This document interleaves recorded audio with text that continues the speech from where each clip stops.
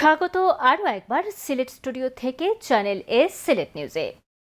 কর্মব্যস্ত নগরের কোলাহল ছেড়ে ঈদের ছুটিতেই অনেকেই পরিবার পরিজন নিয়ে ছুটে আসছেন প্রকৃতির টানে। চায়ের রাজধানী খ্যাত শ্রীমঙ্গলের চা বাগান ও লাউয়াছড়া বনসহ বিভিন্ন প্রাকৃতিক পরিবেশে নির্মল সময় কাটাচ্ছেন প্রকৃতিপ্রেমীরা। শ্রীমঙ্গলের অতি সুপরিচিত লেমন গার্ডেন সহ সকল হোটেল রিসোর্ট এখন লোকে লোকারণ্য।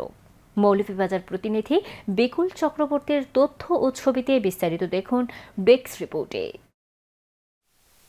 বর্ষা মানে সবুজের জয়। আজ শ্রীমঙ্গল হল সবুজের স্বর্গরাজ্য। এক পশলা বৃষ্টির পর ঝলমলে রোদ আর মিষ্টি বাতাসে নান্দনিক পরিবেশ যে কারো মন মাতাবেই। আর লাউয়াছড়া বনের ঝিঝি পোকার ডাক আপনাকে নিয়ে যাবে অন্য কোনো ভুবনে। চা বাগান সহ শ্রীমঙ্গলের অপার সৌন্দর্য উপভোগ করতে এখন পর্যটকরা ভিড় করছেন পুরো উপজেলা জুড়ে। লম্বা ছুটি হয় ঈদেই, আর এই ঈদের ছুটিতেই ছেলে মেয়ে সবাইকে নিয়ে ঘুরে বেড়ানোর এটি একটা সুন্দর মুহূর্ত। এবং এখানে এইবার ফার্স্ট টাইম এসেছি। ক্যামেলিয়া লেক নাম শুনেছি, কিন্তু কখনো দেখা হয় নাই, আজ দেখা হয়ে গেল। প্রকৃতির সৌন্দর্যকে ধরে রেখে শ্রীমঙ্গলে গড়ে তোলা হয়েছে ছোট বড় অনেক হোটেল ও রিসোর্ট। এসব স্থানও এখন পর্যটকদের পদভারে মুখরিত। সকল ধরনের আধুনিক সুবিধা আর প্রকৃতির নির্ভেজাল পরিবেশের কারণে লেমন গার্ডেন একটি জনপ্রিয় স্থানে রূপ নিয়েছে। তাই এবারের ঈদে তাদের সামাল দিতে হচ্ছে অনেক ভিড়। আর প্রবাসীদের কথা চিন্তা করে শ্রীমঙ্গলের অনেক হোটেল ও রিসোর্ট ইউরোপিয়ান আদলে পরিচালনা করা হচ্ছে, যা আকৃষ্ট করছে বিদেশি পর্যটকদেরকেও।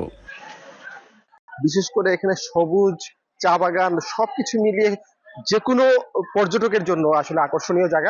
মানে একদিকে চা বাগান, একদিকে সুন্দর প্রকৃতি, সুইমিং পুল আছে, সবকিছু মিলিয়ে একদম অন্যরকম একটা মানে ঈদের ছুটিটা সত্যি অসাধারণ কাটলো এখানে এসে। নয়নাভিরাম প্রাকৃতিক সৌন্দর্য, বাচ্চাদের জন্য বিনোদনের বাহারি পসরার পাশাপাশি এখন রিসোর্টে যুক্ত করা হয়েছে চিড়িয়াখানা এবং সুইমিং পুলও। আছে নানা প্রকার ইনডোর ও আউটডোরে খেলাধুলার ব্যবস্থা, cineplex, long tennis, basketball, volleyball সহ বিভিন্ন ধরনের খেলাধুলার ব্যবস্থা। পর্যটকরাও মনের আনন্দে এগুলো উপভোগ করছেন। তো এখানে আসার পর আমি যা যা দেখলাম আর কি, মানে পরিবার সহ আসলে বা ফ্রেন্ডস নিয়ে আসলে আপনি এই জায়গাতে আসলে খুবই ভালো লাগবে আপনাদের। কারণ আমি আমার 2 দিনের এক্সপিরিয়েন্স আসলে আমার মন যে চাচ্ছে না যাই। আমরা ঈদের ছুটিতে হবিগঞ্জ থেকে শ্রীমঙ্গল লেমন বাগানে আসছি। তো পরিবেশটা অনেক সুন্দর, সপরিবারে এখানে ঘোরার জন্য ভালো একটা পরিবেশ আছে। আমরা এখানে ছুটিতে আছি বেড়ানে, আপনার বাইরে থেকে আইসেন আর কি, আমরা দেখছি না, এটা আইলাম দেখার লাগে, ভালো লাগছে। খারাপ নয়। সবাই লেবু বাগান দেখতে আসছি। লেমন গার্ডেনটা অনেক সুন্দর জায়গা, এখানে পর্যটকদের উপচে পড়া ভিড়। পর্যটকরা শ্রীমঙ্গলে বিভিন্ন হোটেলের আসলেও তারা আমাদের দর্শনার্থী হিসেবে এসে লেমন গার্ডেনের সময় উপভোগ করে। আর আমাদের বাগান, আমাদের ফুল এবং ফলের যে সমাহার, মানুষ এখানে ছবি তুলতে আসে, ভিডিও করতে আসে, মন ভরে প্রকৃতিকে উপভোগ করতে আসে। এই ঈদুল আজহায় আমাদের এখন পর্যন্ত প্রায় 8 দিনের মতো হাউসফুল বুকিং আছে। এবং আমাদের খুব পাশাপাশি কাছাকাছি লাউয়াছড়া ন্যাশনাল পার্ক, যেখানে লেমন গার্ডেন আসলে ওইটাও মানুষের দেখা হয়ে যায়। পর্যটকদের জন্য আইন শৃঙ্খলা ব্যবস্থাও ছিল ভালো। পর্যটকরা যাতে নির্বিঘ্নে সৌন্দর্য উপভোগ করতে পারেন সেজন্য আইন শৃঙ্খলা বাহিনী ছিল সদা তৎপর। বিশেষ করে আমাদের এই শ্রীমঙ্গলের যে পর্যটন স্পটগুলো রয়েছে, যেমন সীতাজবাবু চিড়িয়াখানা, বৌদ্ধভূমি 71, আদি নীলকণ্ঠ, ভানুগাছ রুট, রামনগর, এসব এলাকায় আমরা স্ট্যাটিক ডিউটির পাশাপাশি আমরা মোবাইল ডিউটির ব্যবস্থা করেছি। Moniruddin Manju, channel news desk. বিদ্যুৎ, জ্বালানি ও খনিজ সম্পদ উপদেষ্টা মোহাম্মদ ফৌজুল কবির খান বলেছেন, কেয়ামত পর্যন্ত অপেক্ষা করলেও আবাসিকের নতুন গ্যাস সংযোগের সম্ভাবনা নেই। সরকারের লক্ষ্য বিদ্যুৎ উৎপাদন ও শিল্পে গ্যাস সরবরাহ করা। বাসাবাড়িতে এলপিজি গ্যাসই ব্যবহার করতে হবে। যেসব এলাকায় গ্যাস উৎপাদন হচ্ছে সেসব এলাকার মানুষ দীর্ঘদিন ধরে গ্যাস সংযোগের যে দাবি করছেন তাও নাকচ করে দেন তিনি। তবে স্বল্প মূল্যে সিলিন্ডার দেওয়ার আশ্বাস দেন তিনি। সিলেট গ্যাসওয়েল লিমিটেডের কৈলাসটিলা গ্যাস ক্ষেত্রের 7 নম্বর কূপ পরিদর্শন শেষে সাংবাদিকদের প্রশ্নের জবাবে তিনি এসব কথা বলেন। সিলেটের গ্যাস উৎপাদন ও পাথর কোয়ারিগুলোতে খনিজ সম্পদ সম্পর্কে খোঁজ খবর নিতে শুক্রবার সকালে দুদিনের সফরে সিলেটে আসেন বিদ্যুৎ ও জ্বালানি খনিজ সম্পদ উপদেষ্টা মোহাম্মদ ফাউজুল কবির খান। সিলেটে নেমেই চলে যান সিলেট গ্যাসফিল্ড লিমিটেডের গোলাপগঞ্জের কৈলাসটিলা গ্যাস ক্ষেত্রে। পরিদর্শন শেষে বিদ্যুৎ ও জ্বালানি উপদেষ্টা মোহাম্মদ ফাউজুল কবির খান গণমাধ্যমের সাথে কথা বলেন। তিনি জানান, গত 1 মাস ধরে পরীক্ষামূলকভাবে সিলেট গ্যাসফিল্ডের কৈলাসটিলা 7 ও সিলেট 10 কূপ হতে 8 মিলিয়ন করে দৈনিক 16 মিলিয়ন ঘনফুট গ্যাস জাতীয় গ্রিডে যুক্ত হচ্ছে। নতুন এই 16 মিলিয়ন ঘনফুট গ্যাস জাতীয় গ্রিডে যুক্ত হওয়ার আনুষ্ঠানিক ঘোষণা দেন উপদেষ্টা মোহাম্মদ ফাউজুল কবির খান।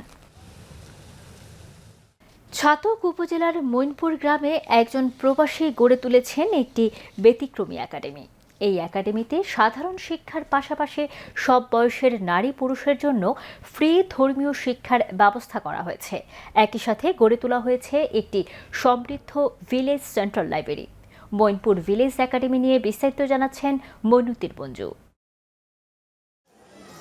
ছাতকের দুলারবাজার ইউনিয়নের প্রত্যন্ত একটি গ্রাম মইনপুর।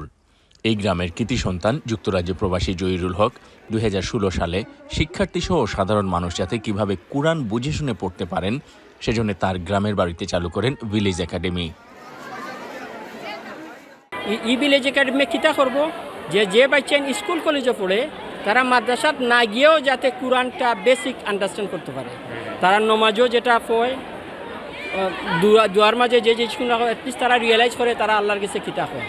আমরা রাব্বানা আতিনা হই বা আমরাও জানি না এটা কিতা। কুতবা শুনতে শুনতে আমরা কুতবা মেমোরাইজ করছি, বাট আমরা বুঝি না ইন্না আলহামদুলিল্লাহ মানে কিতা। তো আমার হইল স্কুল কলেজও যে সাধারণ মানুষ, একজন দোকানদার, একজন অফিসার, একজন ব্যাংক ম্যানেজার,